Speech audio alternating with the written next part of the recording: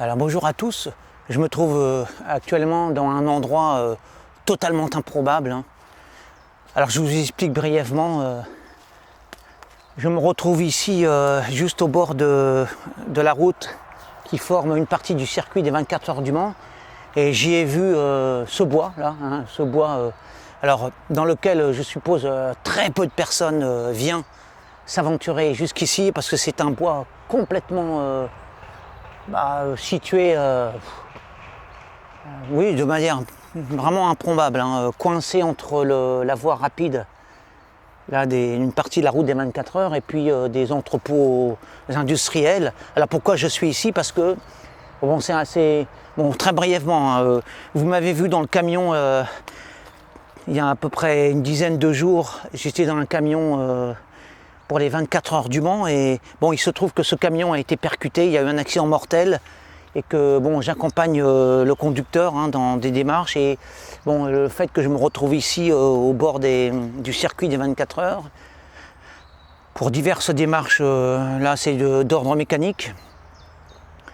Donc suite à cet accident mortel, bon, il y a eu beaucoup de... Enfin bref, bon, ce qui fait que je me retrouve ici. Alors je suis... Ah oui, non, oui, surtout, voilà, parce que dans la salle d'attente du garage pour camion, il y avait il y avait à peu près une dizaine de personnes qui attendaient. Donc j'ai refusé d'attendre parce que ces 10 personnes étaient toutes rivées sur leur écran, ça m'a insupporté. Et j'ai préféré ne pas subir ce spectacle affligeant et je suis sorti pour aller me promener, puis j'ai vu ce bois. Ce bois, on peut dire abandonné, je ne sais pas, en friche, je ne sais pas. Et donc je me suis dit, ça pourrait être intéressant de venir là. D'ailleurs, j'ai vu un gibier, je ne sais pas si c'est une biche, un chevreuil.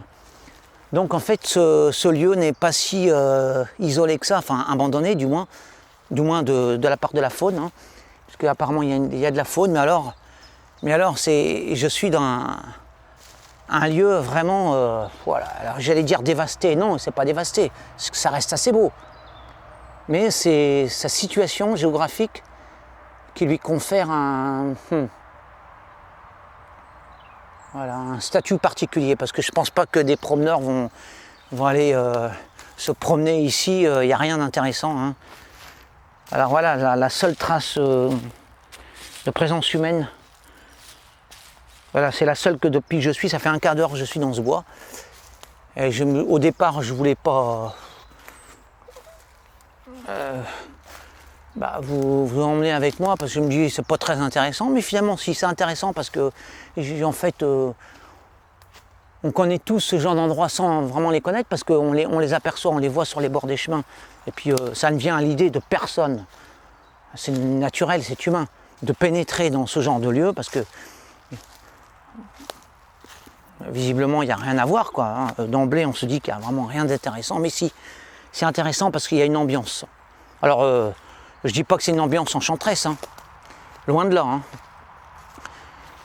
Mais c'est curieux. Alors je ne sais pas à qui appartient. Déjà, est-ce que ce bois appartient à quelqu'un ou est-ce que ça appartient à la mairie du Mans, vu qu'il n'y a pas grand intérêt à posséder ce genre de bois. Alors c'est du bois de coupe, je sais pas. Apparemment non, c'est un bois qui n'est pas entretenu. Alors là on voit oh là là, toute la circulation là.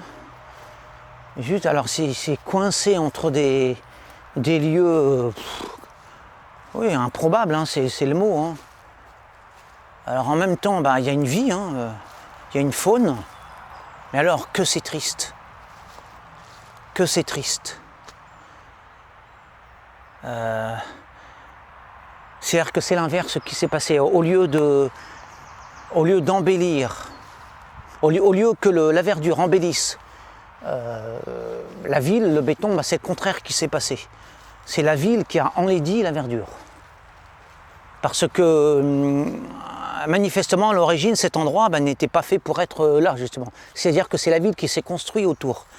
Et ce qui fait que avant l'avènement de toutes ces constructions, de toutes ces infrastructures routières, je pense que c'était un joli bois. Et ce bois s'est bien transformé du fait du fait de l'infrastructure autour, quoi, de l'environnement urbain. Ça s'est urbanisé et c'est drôle quand même parce que c'est l'inverse qui s'est passé, c'est ça qui est étrange.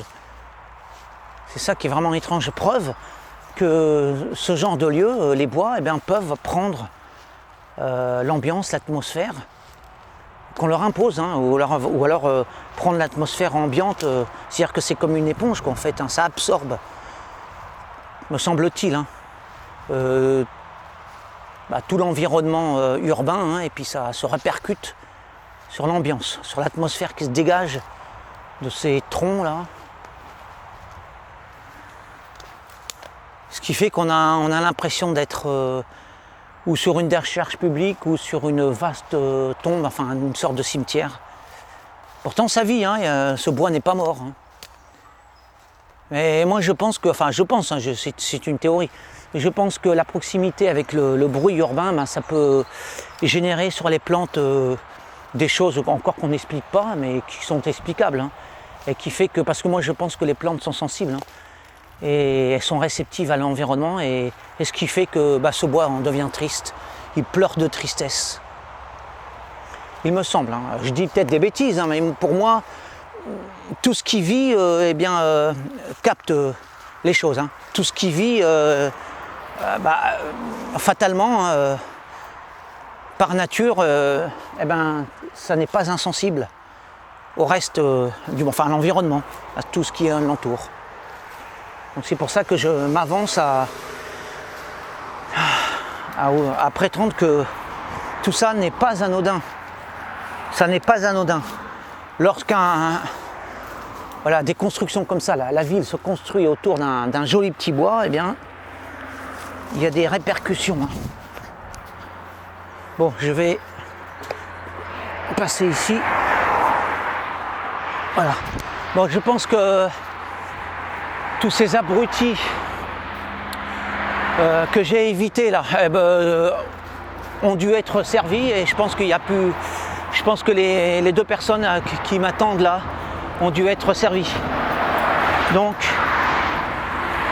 voilà, j'ai voulu mettre à profit ce petit quart d'heure à mon avantage, hein, plutôt que d'attendre stérilement, entouré de mes contemporains complètement lobotomisés, aliénés par leurs écrans.